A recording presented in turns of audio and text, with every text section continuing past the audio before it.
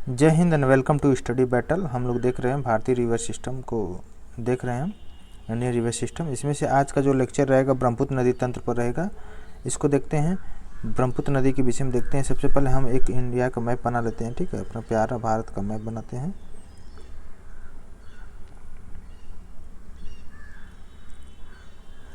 Map हो गया कुछ ऐसे ही,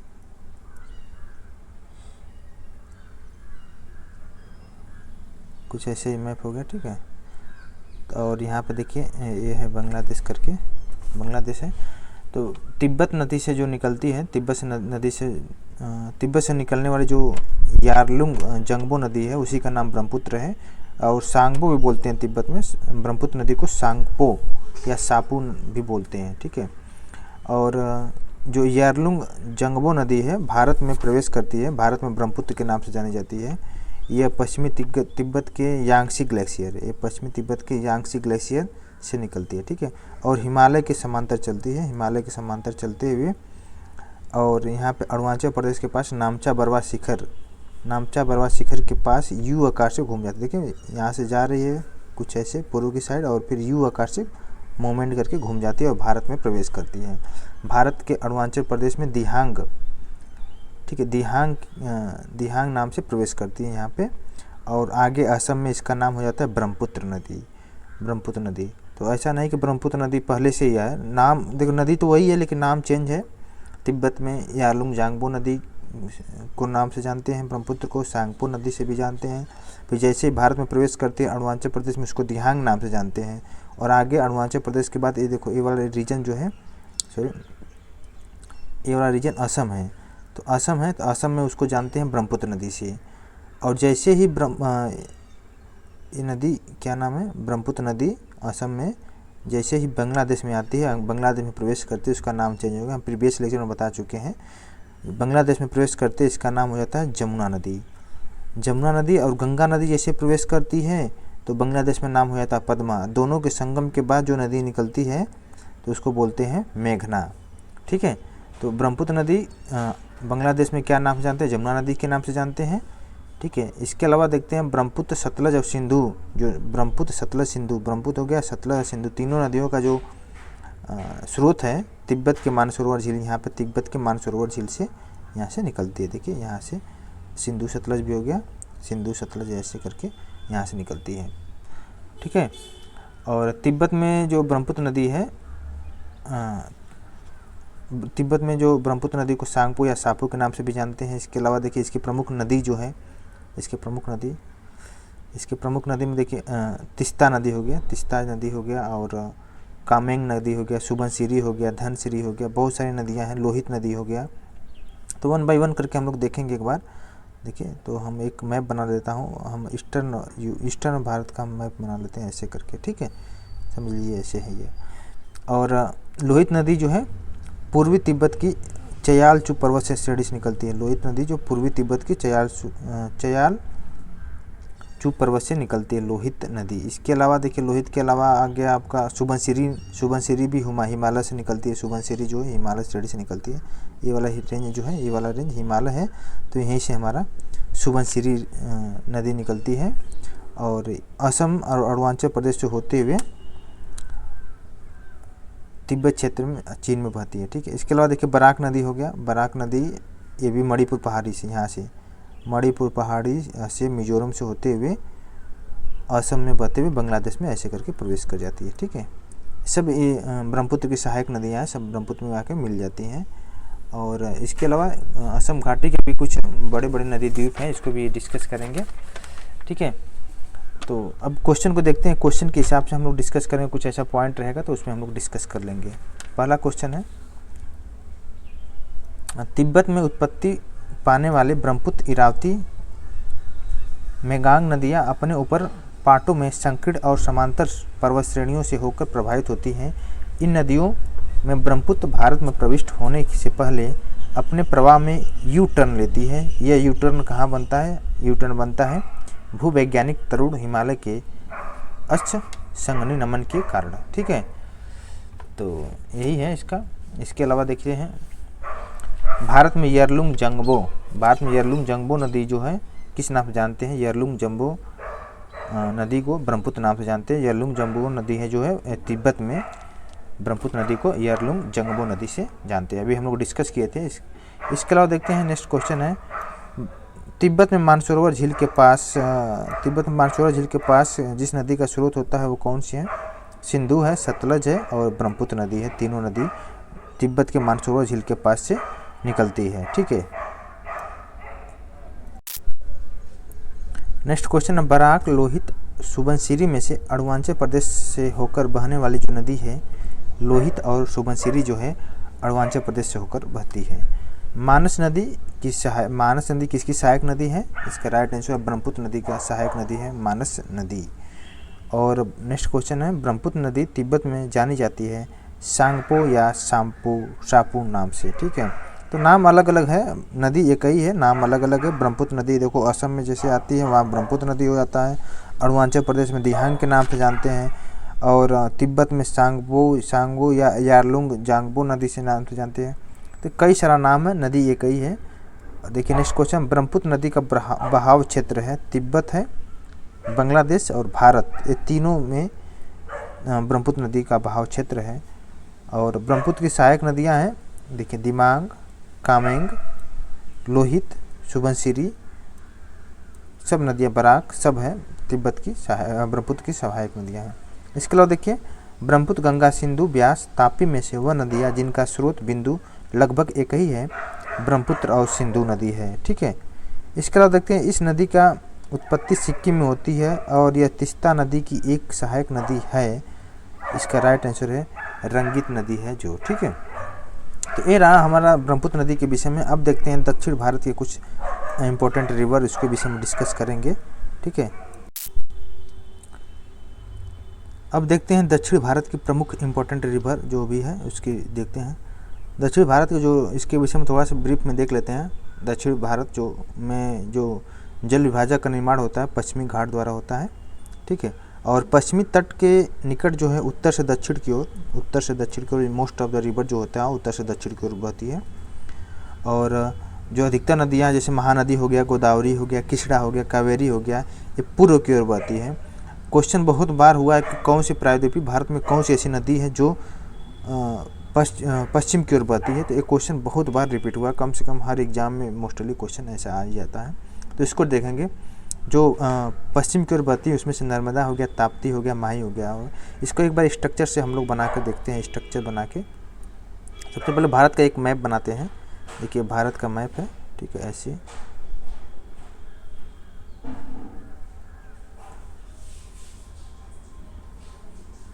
मैप हो गया। ठीक है, तो देखिए भारत का मैप हो गया। सबसे पहले देखते हैं जो नर्मदा ताप्ती को देखते हैं। नर्मदा ताप्ती और दक्षिण भारत के कुछ इंपॉर्टेंट रिवर को देखेंगे और उसको बनाएंगे भी स्ट्रक्चर। नर्मदा नदी के देखिए जो उद्गम क्षेत्र है मैकाल पर्वत श्रेणी से। मैकाल पर्वत की अमरकंटक, यहाँ से अमरकंटक है, मैकाल पर्वत है और यहाँ से अमरकंटक चोटी से हुआ है। और ये जाकर अरब सागर में जाकर गिर जाती है। ठीक है, अरब सागर में जाकर गिर जाती है। और ये पश्चिम की ओर बहती है। ठीक है, इसके अलावा प्रायद्वीपीय भारत की सबसे बड़ी नदी है नर्मदा नदी।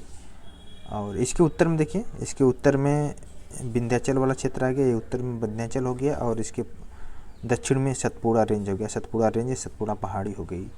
ठीक है, और इसके अलावा नर्मदा नदी का कुल लंबाई देखा जाए तो कितना है, 1312 किलोमीटर है नर्मदा नदी की कुल लंबाई है। ठीक है, 1312 किलोमीटर। ठीक है, 1312 किलोमीटर नर्मदा नदी की कुल लंबाई है।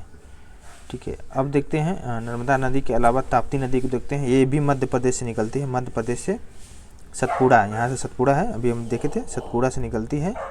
और बैतूल सतपुड़ा से निकलती है ताप्ती नदी, ताप्ती नदी मध्य प्रदेश के बैतूल की से, और सतपुड़ा पहाड़ी से निकलती है। इसका लंबाई कितना है, 724 है, 724 किलोमीटर है। ये मध्य प्रदेश, महाराष्ट्र और गुजरात से होते हुए ये पश्चिम की तरफ पश्चिम में अरब सागर में जाकर जल का त्याग करती है। ठीक है, इसके अलावा देखते हैं गोदावरी रिवर जो है ये प्रायद्वीपीय भारत की सबसे लंबी रिवर है गोदावरी रिवर। इसको विषय में देख लेते हैं एक बार, गोदावरी रिवर के विषय में देखते हैं। ठीक है, गोदावरी रिवर सबसे लंबी है। गोदावरी रिवर की लंबाई जो है 1465 किलोमीटर है। ठीक है, ये महाराष्ट्र से निकलती है, महाराष्ट्र के नासिक से निकलती है। यहाँ पे त्रंबकेश्वर से निकलती है और दक्षिण मध्य भारत को पार करके दक्षिण पूर्व की ओर बहती है और बंगाल के खाड़ी में गिरती है। यहाँ पे बंगाल की खाड़ी में जाकर मिल जाती है। ठीक है, इसका देखो जो बहती है तेलंगाना, आंध्र प्रदेश, मध्य प्रदेश, ये सब उड़ीसा होते हुए, ठीक है, यहाँ पे आकर गिरती है। ठीक है, ऐसे करके, क्योंकि मैप में थोड़ा सा ढंग से नहीं हो पा रहा है तो एक बार आप देख लीजिएगा। तो ऐसे करके गोदावरी नदी का होती है। इसकी सहायक नदियाँ हैं, देखिए पूर्णा हो गया, वर्धा हो गया, मंजीरा हो गया, बेनगंगा, इंद्रावती हो गया, ये सब हो गया। गोदावरी नदी को ही बोला जाता है दक्षिण भारत की गंगा और वृद्ध गंगा के भी नाम से जाना जाता है गोदावरी को। अगर कृष्णा नदी की बात करें तो महाराष्ट्र के पश्चिमी घाट, ये भी महाराष्ट्र के पश्चिमी घाट से निकलती हैं। ठीक है, और महाबलेश्वर से निकलती है। इसकी लंबाई है, देखिए कृष्णा रिवर का लंबाई है 1400 किलोमीटर और गोदावरी कितना था, 1465 किलोमीटर था। ठीक है, और इसके अलावा देखेंगे क्वेश्चन में जो भी क्वेश्चन आएगा उसको डिस्कस करेंगे। कावेरी नदी, देखिए कावेरी नदी के विषय में देखिए। कावेरी नदी कर्नाटक के कुर्ग जिले में ब्रह्मगिरी की पहाड़ियों से निकलकर अपना यहाँ पे बंगाल खाड़ी में जाकर गिर जाती है। ठीक है, तो ये रहा हमारा मोस्ट ऑफ द रिवर को देखें। अब इसको क्वेश्चन को देखेंगे तो उसके हिसाब से हम लोग और अच्छा से डिस्कस करेंगे। देखिए पहला क्वेश्चन है, पश्चिमी घाट की नदियाँ डेल्टा का निर्माण नहीं करती हैं। पश्चिमी घाट की नदियाँ जो डेल्टा का निर्माण नहीं करती हैं, इसमें से क्या आंसर होगा और कारण क्या है? वे छोटे छोटे मार्ग से तीव्र गति से कठोर चट्टानों के ऊपर से प्रभावित होती हैं। तो इसमें से जो स्टेटमेंट सही होगा उसको देखते हैं। तो इसमें दोनों स्टेटमेंट सही है। पश्चिमी घाट की नदियाँ डेल्टा का निर्माण करती हैं और वे छोटे मार्ग से तीव्र गति से कठोर चट्टानों के ऊपर क्या होती हैं, प्रवाहित होती हैं। तो दोनों ही स्टेटमेंट सही है। ठीक है, और इसके अलावा देखते हैं नेक्स्ट क्वेश्चन, कथन कारण है। ये भी क्वेश्चन यूपीपीसीएस में आया हुआ है। प्रायद्वीपीय भारत की सभी प्रमुख नदियाँ बंगाल की खाड़ी में गिरती हैं, परंतु नर्मदा और ताप्ती नदियाँ जो है अरब सागर में गिरती हैं। इसके अलावा देखिए नर्मदा और ताप्ती नदियाँ विभ्रंश घाटी से होकर बहती है। इसका भी दोनों स्टेटमेंट सही है। प्रायद्वीपीय भारत की सभी नदियाँ बंगाल की खाड़ी में गिरती हैं, परंतु नर्मदा और ताप्ती और माही नदी जो है पश्चिम की ओर अरब सागर में गिरती है। ठीक है, तो दोनों स्टेटमेंट इसका सही है। अब नेक्स्ट क्वेश्चन देखते हैं, नर्मदा नदी पश्चिम की ओर बहती है। देखिए हमने बोला था ना, नर्मदा ताप्ती दोनों पश्चिम की ओर जो नदियाँ बहती हैं, बहुत बार क्वेश्चन आया है। तो देखिए क्वेश्चन बहुत सारा मिलेगा आपको। जबकि अधिकांश अन्य महाद्वीपीय बड़ी नदियाँ जो है पूर्व की ओर बहती हैं, क्योंकि यह एक रेखीय विभ्रंश रिफ्ट घाटी में विस्तृत होता है और यह विंध्य और सतपुड़ा के बीच में बहती है, नर्मदा और ताप्ती नदियाँ। ठीक है, नर्मदा घाटी जिन पर्वत श्रृंखलाओं के बीच में स्थित है वह है विंध्य और सतपुड़ा रेंज। ठीक है, तो बहुत ही इंपॉर्टेंट क्वेश्चन है नर्मदा के विषय में, ऐसे बहुत सारा क्वेश्चन आया भी है। अब देखते हैं नेक्स्ट क्वेश्चन क्या है। नेक्स्ट क्वेश्चन है, नर्मदा अपने मुहाने पर डेल्टा का निर्माण करती है और इसका कारण है वह एक भ्रंश घाटी में बहती है, तो डेल्टा का निर्माण नहीं करती है। ठीक है, तो यही गलत आंसर है। नर्मदा नदी डेल्टा का निर्माण नहीं करती है, ये भ्रंश घाटी, ठीक है, यह एक भ्रंश घाटी में बहती है। तो ये सही है, कारण सही है और कथन गलत है। ठीक है, नेक्स्ट क्वेश्चन, भारत की पश्चिम की ओर बहने वाली जो प्रमुख नदी जो डेल्टा का निर्माण नहीं करती है, नर्मदा और ताप्ती है।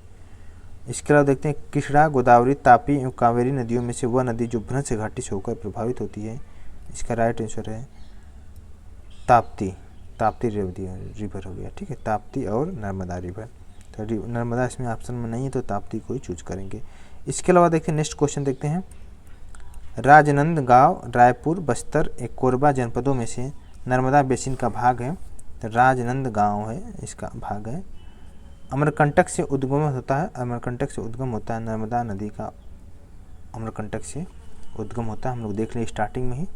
और नर्मदा घाटी का उदाहरण है, भ्रंश घाटी का उदाहरण है। इसके अलावा देखते हैं, सारा क्वेश्चन को हम लोग देख लिए हैं। रिफ्ट घाटी या भ्रंश द्रोणी से होकर बहने वाली जो नदी है नर्मदा नदी है। ठीक है। नेक्स्ट क्वेश्चन, पश्चिम वाहिनी नदियों में से दो पर्वत श्रेणियों के बीच में बहने वाली जो नदी है नर्मदा एवं ताप्ती है। नेक्स्ट क्वेश्चन, तवा सहायक नदी है नर्मदा की सहायक नदी है तवा। नेक्स्ट क्वेश्चन, गोदावरी, ताप्ती, कृष्णा एवं महानदियों में से अरब सागर में गिरने वाली जो नदी है, इसका राइट आंसर है ताप्ती नदी जो है अरब सागर में गिरती है। ठीक है। इसके अलावा देखते हैं नेक्स्ट क्वेश्चन, वह नदी जो 3 बार 2 धाराओं में विभक्त होती है, हो जाती है और कुछ मील आगे जाकर पुनः मिल जाती है और इस प्रकार श्रीरंगपट्टनम, शिवसमुद्रम और श्रीरंगम के द्वीपों का निर्माण करती है, तो कौन सी है? इसका राइट आंसर कावेरी नदी है इसका राइट आंसर। ठीक है। जो 2 धाराओं में 3 बार 2 धाराओं में विभक्त होती है और कुछ मील आगे जाकर पुनः श्रीरंगपट्टनम, शिवसमुद्रम और श्रीरंग के द्वीपों का निर्माण करती है, तो कौन सी नदी की विषय में बात हो रही है? यह है आपका कावेरी नदी। ठीक है। इसके अलावा देखते हैं नेक्स्ट क्वेश्चन, कावेरी नदी का उद्गम होता है ब्रह्मगिरी, कर्नाटक के कुर्ग जिले में ब्रह्मगिरी पहाड़ियों से निकलकर। ठीक है। तो इसका राइट आंसर यही है। इसके अलावा देखते हैं नेक्स्ट क्वेश्चन है इसके विषय में और देख लेते हैं। इसकी लंबाई कितना है? 800 किलोमीटर है इसकी लंबाई और बंगाल की खाड़ी में आके मिल जाती है, फाइनली लास्ट में आके बंगाल की खाड़ी में मिल जाती है, तो इसका right answer Kaveri. Next question है, कावेरी नदी का उद्गम है ब्रह्मगिरी पहाड़ियों से निकलती है और कर्नाटक के कुर्ग जिले से। ठीक है। नेक्स्ट क्वेश्चन है, कावेरी नदी जिन राज्य या संघ क्षेत्र से होकर बहती है वह है, देखिए कर्नाटक हो गया, केरल हो गया, तमिलनाडु और पुडुचेरी से होकर बहती है कावेरी नदी। ठीक है। इसमें विवाद भी रहता है कि किसको कितना पानी मिला जाए, कौन से स्टेट को, इसकी वजह से बहुत विवाद इसमें। नेक्स्ट क्वेश्चन, दक्षिण की गंगा किसको कहा जाता है? कावेरी को दक्षिण की गंगा। लेकिन कहीं कहीं दक्षिण की गंगा जो एनसीईआरटी के अनुसार अगर देखा जाए तो गोदावरी नदी को बोला जाता है दक्षिण गंगा। ठीक है। नेक्स्ट क्वेश्चन देखते हैं, कृष्णा नदी जल विवाद देखिए आंध्र प्रदेश में, तेलंगाना में, कर्नाटक और महाराष्ट्र के मध्य में कृष्णा नदी का जल विवाद है। और देखिए आपको देखना है इसमें से गोदावरी, कावेरी, ताप्ती और महानदी में से वह नदी जो एस्चुरी का निर्माण करती है तो वह ताप्ती और नर्मदा नदी दोनों ही एस्चुरी का निर्माण करती हैं। ठीक है। और गोदावरी नदी का देखिए हाई कितना लंबाई 1465 है, कावेरी का आपने देखा ही 800 और ताप्ती नदी का 724 है और महानदी का 851 किलोमीटर है। ठीक है। तो सबका हाइट लंबाई देख लिए। ठीक है।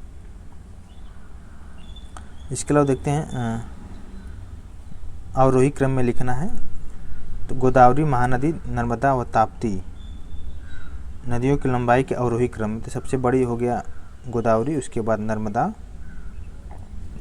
फिर महानदी, फिर ताप्ती। ठीक है। 1465 इसका है और कृष्णा का है महानदी का, नर्मदा का 1312 हो गया, हम लोग देखे थे, महानदी का 851 हो गया, ताप्ती का 724 हो गया। ठीक है। कृष्णा नदी का होता है सेकंड में, कृष्णा नदी जो है गोदावरी के बाद आती है, उसका 1400 किलोमीटर है। तो सबका हम लोग देख लिए। इसके अलावा देखते हैं प्रायद्वीपीय भारत में पूर्व दिशा में बहने वाली नदियों का उत्तर दक्षिण का सही क्रम है। सबसे पहले सुवर्ण रेखा नदी, महानदी, फिर गोदावरी, कृष्णा, पेन्नार, कावेरी और फाइनली आकर वैगई लास्ट की ऑप्शन है। ठीक है।